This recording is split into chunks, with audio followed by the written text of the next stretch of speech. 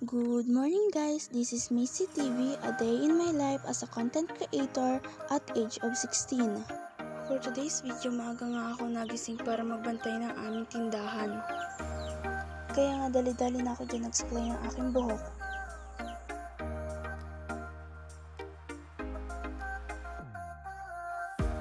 Paglabas ko nga dyan ay nakita ko si mama nagpapadikit na kasi maluto raw siya ng almusala namin.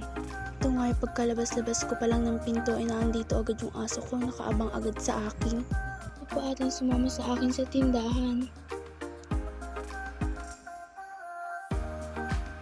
Kaya nga ito at bumaba na ako sa aming hagdanan.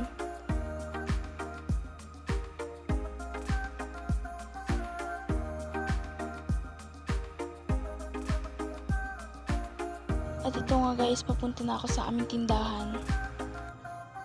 Fast forward na guys, malapit na ako sa aming tindahan.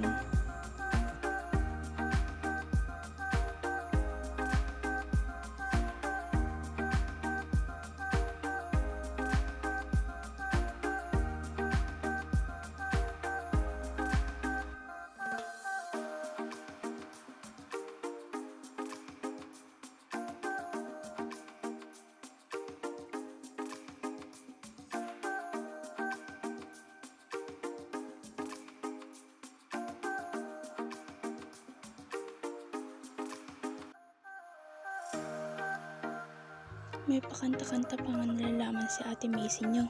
Di pa nga tapos sa mga gawain niya, mapagalit kasalanan.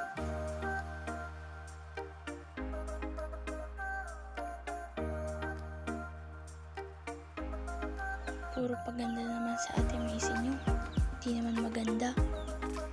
At dyan nga ay naalala ko, di pa nga pala ako nakakapagwalis dito sa loob ng bahay, kaya nagwalis na muna ako. Baka kasi pag di tayo nagwalis ay galitan tayo ni Maderes.